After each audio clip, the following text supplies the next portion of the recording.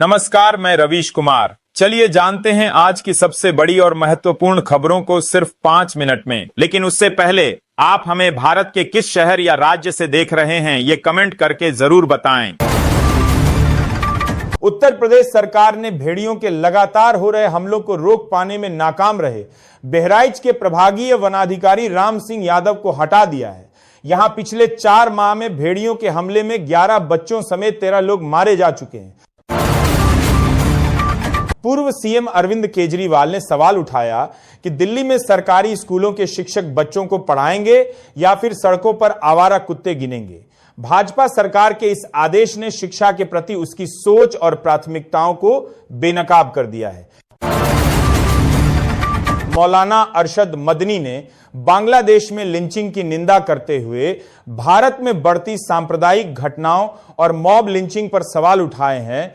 उन्होंने देश में हो रहे दलितों और मुसलमानों पर हमलों पर सरकार की चुप्पी को दोहरा रवैया बताया। उन्होंने कहा, यह वह भारत नहीं जिसका सपना गांधी जी ने देखा था। वहीं बीजेपी ने उनके बयान पर तीखा हमला बोला है।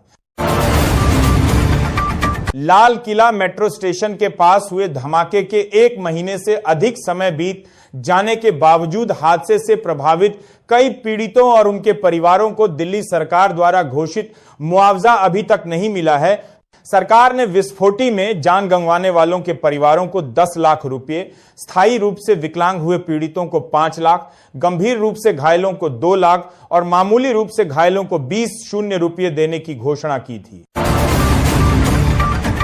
गोरखपुर के एक किसान जितेंद्र कुमार ऑनलाइन भैंस खरीदने के चक्कर में 71,000 रुपए की ठगी का शिकार हो गए। फेसबुक पर एक डेयरी फार्म के विज्ञापन पर भरोसा कर ठगों ने उनसे पंजीकरण, जीपीआरएस एक्टिवेशन और भुगतान में गलती जैसे बहाने बनाकर यूपीआई के जरिए पैसे ऐंठे। योगी सरकार के अल्पसंख्यक कल्याण मंत्री दानिश आजाद अंसारी ने कैमरे पर वंदे मातरम गाया और कहा कि जो वंदे मातरम का विरोध करते हैं उन्हें सही मायने में इस्लाम का ज्ञान नहीं है। सपा के राष्ट्रीय अध्यक्ष अखिलेश यादव ने उत्तराखंड के अंकिता हत्याकांड को लेकर भाजपा राज्य में बेटियों के असुरक्षित होने का आरोप लगाया है। सपा प्रमुख ने कहा कि भाजपा सरकार इस मामले में शुरू से ही संदेह के घेरे में है।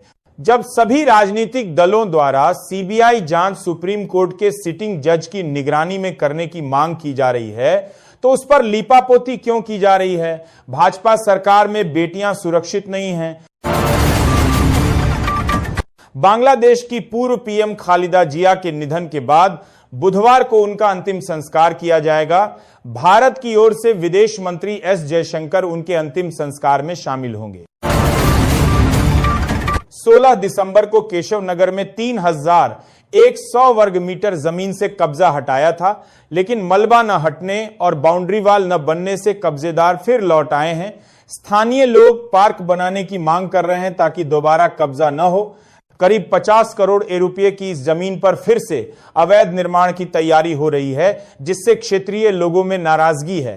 केडीए अधिकारी ने मलबा हटाने और बाउंड्री वाल बनाने का आश्वासन दिया है। धौलपुर पुलिस ने रेप के एक आरोपी को गिरफ्तार किया है। आरोपी बुर्का पहनकर और होठों पर लिपस्टिक लगाकर वृंदावन में छिप गया था। पुलिस ने आरोपी पर 10,000 रुपए का इनाम घोषित किया था। शासन की नाराजगी के बाद बरेली के 300 बेड अस्पताल में खराब ऑक्सीजन प्लांट को ठीक करने का काम शुरू हो गया है। सेंसर मंगवाए गए हैं और दिल्ली से तकनीकी टीम पहुंची है। अधिकारियों का दावा है कि 1 सप्ताह में प्लांट चालू हो जाएगा। हालांकि सवाल उठ रहा है कि बिना आईसीयू और डॉक्टरों के यह प्लांट मरीजों के लिए कितना उपयोगी होगा। भाजपा प्रवक्ता शहजाद पूनावाला ने कांग्रेस को इस्लामाबाद राष्ट्रीय कांग्रेस कहा। यह टिप्पणी केरल में एक कांग्रेस कार्यक्रम में राष्ट्रगान के गलत गायन के बाद आई। पूनावाला ने आरोप लगाया कि कांग्रेस बार बार राष्ट्रीय प्रतीकों का अपमान करती है। पहले भी ऐसी घटनाएं हुई हैं। उन्होंने कहा कि यह कांग्रेस की मानसिकता को दर्शाता है, जो भारत के राष्ट्रगान को सही से गाने में विफल रहती है। शराब तस्कर पूर्ण शराबबंदी वाले बिहार में शराब पीने और पिलाने का कोई ना कोई नायाब तरीका ढूंढ ही निकालते हैं। साल 2025 में तस्करों ने शराब बिहार तक पहुंचाने ने ऐसे ऐसे तरीके खोज निकाले जो हैरान करने वाले हैं। दिल्ली इन दिनों खराब हवा के प्रदूषण का सामना कर रही है। इससे लड़ने के लिए सरकार कई तरह की कोशिशें कर रही है, लेकिन प्रयास नाकाफी हो रहे हैं। यह दिल्ली और उसके आसपास के शहरों के लिए नई बात नहीं है, यह पिछले कई दशक से चल रहा है।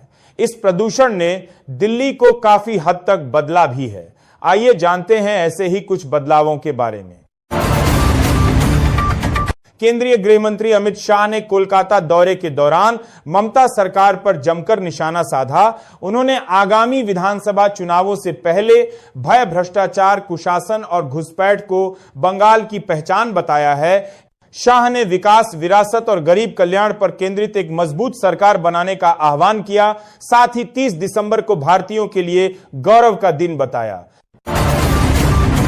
कांग्रेस नेता अधीर रंजन चौधरी ने प्रधानमंत्री नरेंद्र मोदी से मुलाकात कर बंगाली भाषी लोगों पर हो रहे हमलों का मुद्दा उठाया।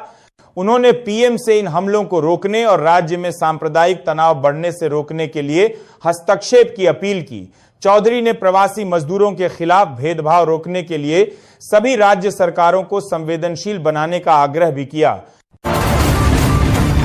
पंजाब में प्रधानमंत्री उज्ज्वला योजना की स्थिति चिंताजनक है। सरकारी आंकड़ों के अनुसार वित्त वर्ष 2024-25 में 21 लाख लाभार्थियों ने एक भी एलपीजी सिलेंडर रिफिल नहीं कराया, जबकि 99,000 ने सिर्फ एक बार भरवाया।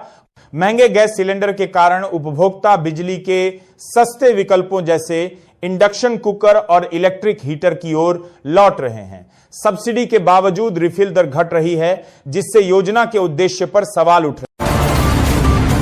हरियाणा के मुख्यमंत्री नायब सैनी ने 2026 के बजट की तैयारी शुरू कर दी है। वित्त मंत्री के तौर पर वे फरवरी 2026 में बजट पेश करेंगे। इसके लिए उद्योगपतियों, किसानों, महिलाओं और आम नागरिकों सहित विभिन्न वर्गों से सुझाव मांगे जाएंगे। मौसम खराब होने के कारण उद्योगपतियों के साथ निर्धारित बैठकें स्थगित हो गईं, जिनका नया शेड्यूल जल्द जारी होगा। सीएम जनवरी में फील्ड में जाकर भी बैठकें करेंगे। नए साल में गोरखपुर परिक्षेत्र के 11 रूटों पर मुख्यमंत्री जनता सेवा बसें चलेंगी। मुख्यालय लखनऊ ने संचालन को हरी झंडी दे दी है।